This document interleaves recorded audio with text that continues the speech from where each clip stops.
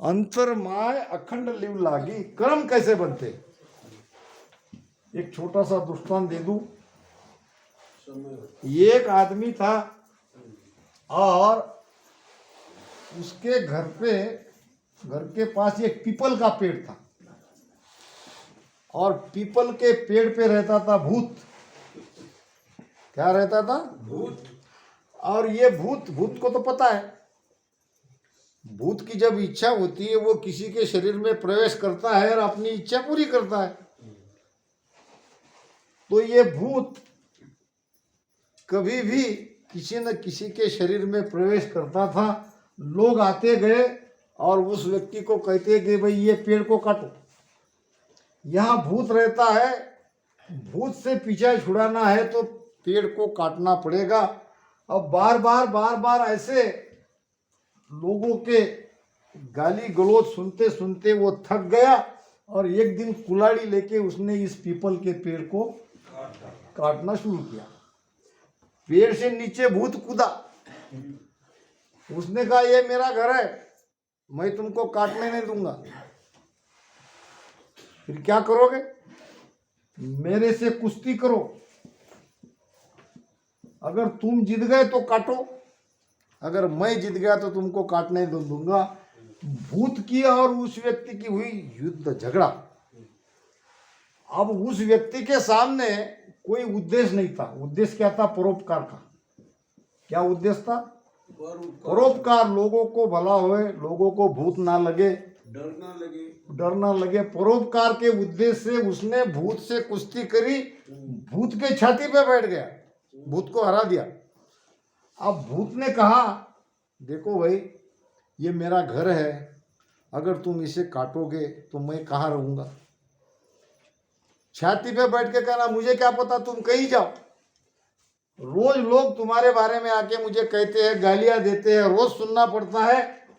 आज मैं तुम्हारे घर को काटता ही हूं। तो भूत ने कहा तुमको रोज एक सोने की मोहर देता हूं। क्या देता हूं? सोने की मोहर। मेरे घर को मत काटो, पेड़ को मत काटो।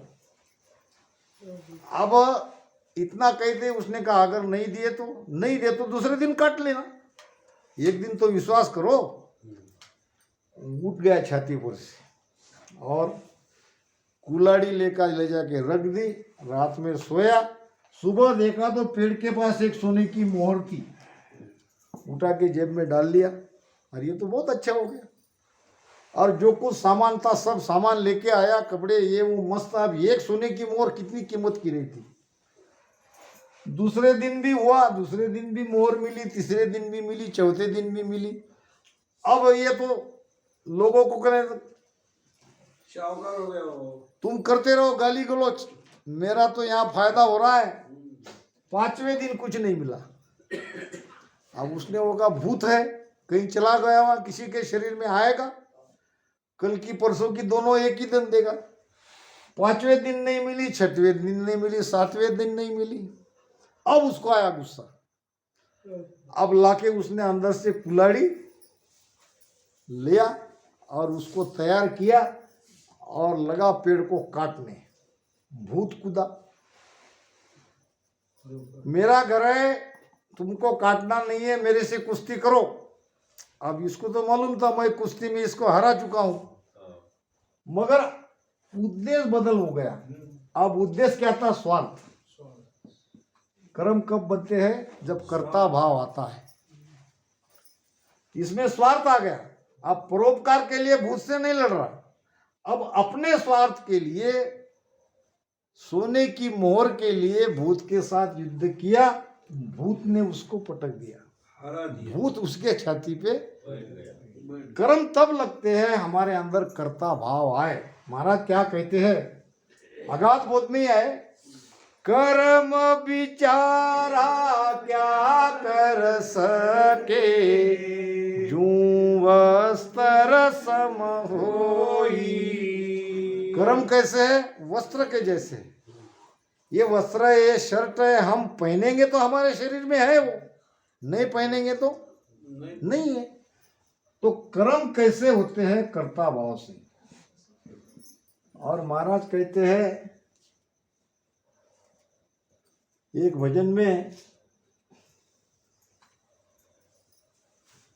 कूण है रे बाबा, कूण है रे बाबा, कूण है, कूण है, कूण है हो, तीन लोक में राज रहो है, ऐसी माँ की धुन है। इसका आखिरी का चरण किसी को आता है तो बोलो। महाप्रसाद, महारूप,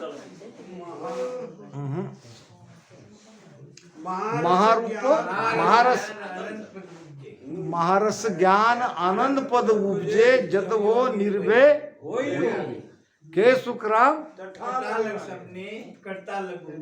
कहाँ लग दुख है? कहाँ तक दुख है? दुख कब मिटेगा? महारस ज्ञान आनंद पद उपजे, घट में वो आनंद प्रगटेगा तो कर्ता भाव मिटेगा, नहीं तो जब तक कर्ता भाव है तब तक दुख ही दुख है। कर्ता जहां लग दुख हो ही हो। और महारस ज्ञान आनंद पद उपजे, निर्भय हो ही हो। कब होते हैं निर्भय? वो आनंद पद घट में प्रगटने के बाद। एक राजा था और एक राजा की 4 रानी थी। कितनी? 4। और 4 रानी को एक एक वर दे रखा था। वर समझते ना? कई कई को दिया था। ये 4 ही रानी को राजा ने कहा था जब समय आए तब आपका वर मुझसे मांग लेना। अब राजा के कैद में एक कैदी था जिसको फांसी की सजा हुई थी। किसको? कैदी को। दूसरे दिन 12 बजे उसे फांसी चढ़ाया जाने वाला था। तो पहली रानी आई राजा के पास, कहने लगी महाराज आपने मुझे वचन दिया है, मैं तुमसे कुछ मांगना चाहती हूं। राजा ने कहा मांगो। ये कैदी की सजा 1 दिन की माफ करो, आज के बदले इसे कल दो। राजा ने कहा बिल्कुल, ये तो बहुत छोटी बात है, उसको तो मारना ही है, आज नहीं तो कल मारेंगे। अब ये रानी ने ये कैदी को लाया अपने घर पे और अच्छा अच्छा भोजन खिलाया। 56 प्रकार के, अपन कहते ना वो बदावा में 56 भोग, 56 प्रकार के व्यंजन है। जिसके थाली में 56 प्रकार के व्यंजन है वो भोग सर्वोत्तम माना जाता है। तो 56 प्रकार के व्यंजन की थाली कैदी के सामने लाके रख दी और कहा कि खाओ, मैंने तुम्हारी जान 1 दिन के लिए बचा ली है, आज तुमको फांसी नहीं होने वाली है। क्या वो खाएगा? नहीं खाएगा। क्यों? आज नहीं तो कल, मौत तो टली नहीं। अब रानी का मन रखने के लिए जैसे तैसे खाया। खाना क्या अच्छा लगेगा? नहीं। अब दूसरे दिन 12 बजे फांसी। अब दूसरी रानी आई, महाराज मुझे भी वर चाहिए, मांगो। वही कैदी को 1 दिन के लिए फांसी की सजा माफ करो। राजा ने कहा कल मार देंगे, उसमें क्या है, ले लो। अब वो रानी ने उसी कैदी को कपड़े जो चाहिए उसको कहा तुमको दुनिया की जो भी चीज चाहिए, अच्छे अच्छे कपड़े पहनो, जो कुछ चाहिए वो मुझे मांगो, मैं तुम्हें सबसे खुश देखना चाहती हूँ। वैसे भी तुम कल मरने वाले हो। अब जिसको कल मरना है वो भौतिक सुख की इच्छा करेगा?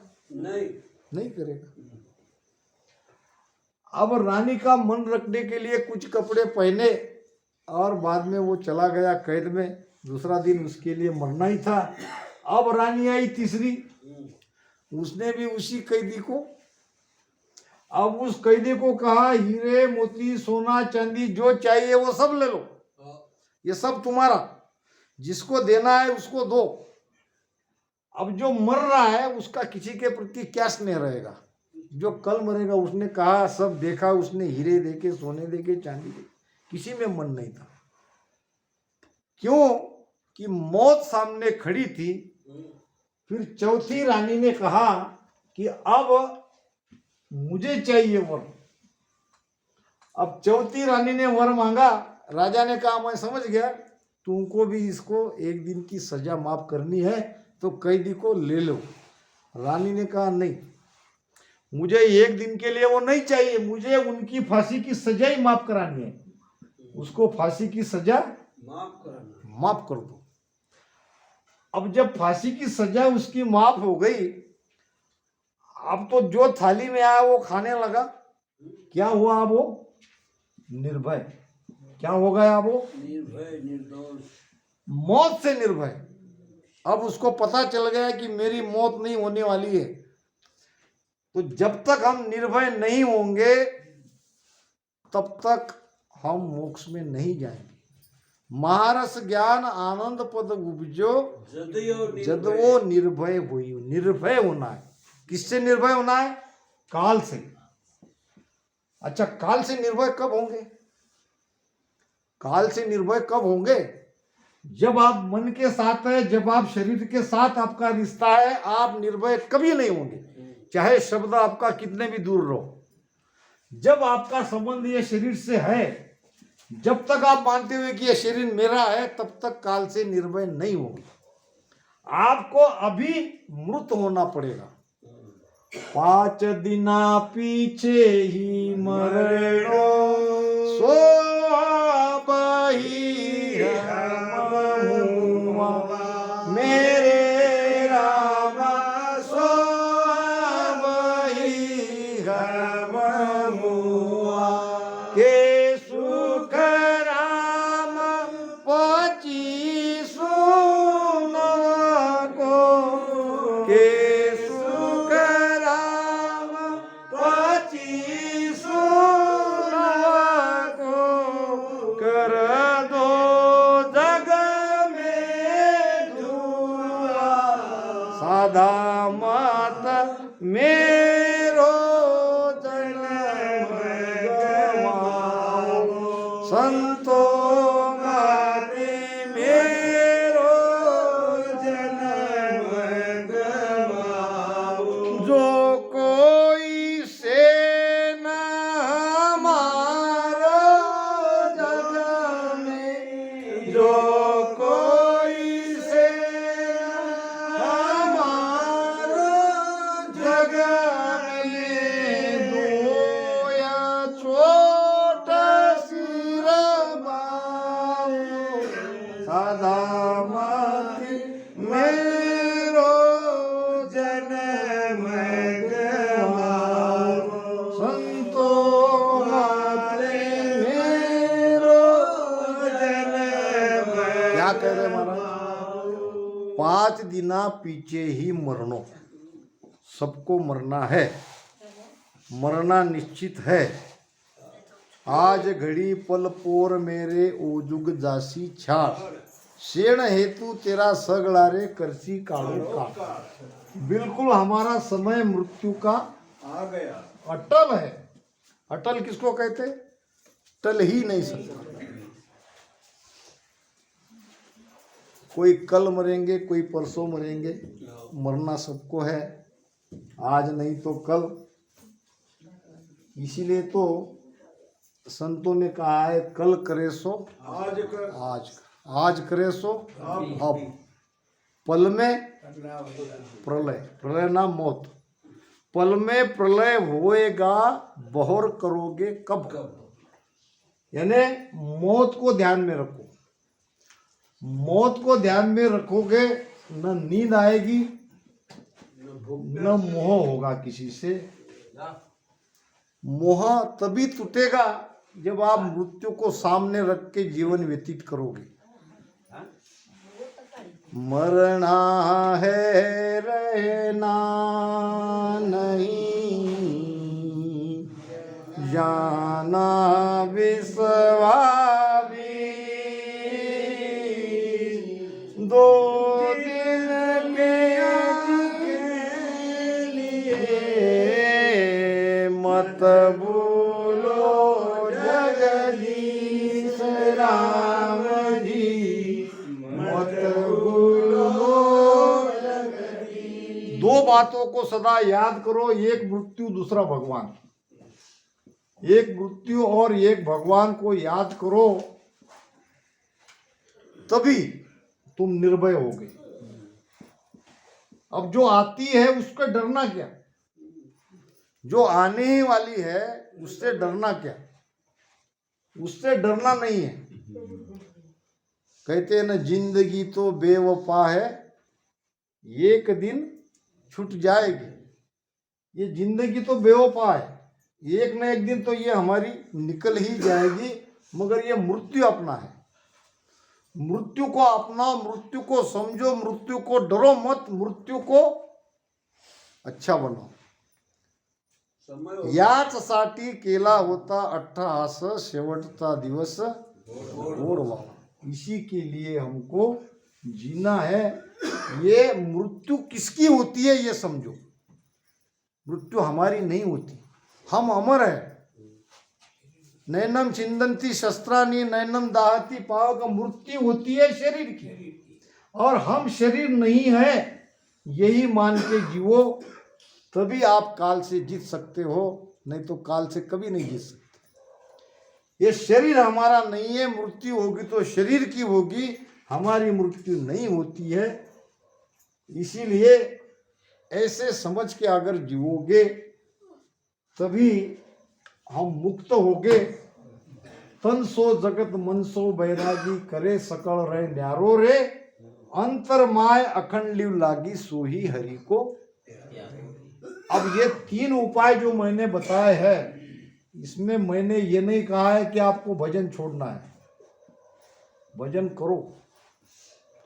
मैं तो मेरे उस 90% रामसनी के लिए कह रहा हूं जिसको भजन नहीं हो रहा है। अब क्या करेंगे वो तो तुम्हारे सामने इसमें आ गए कि भाई हमारा भी शब्द जगेगा, मगर कोई ये नहीं है कि भाई किसका शब्द कहाँ है, कोई भजन कर रहा है कि नहीं। अपने पास कोई सिस्टम नहीं है।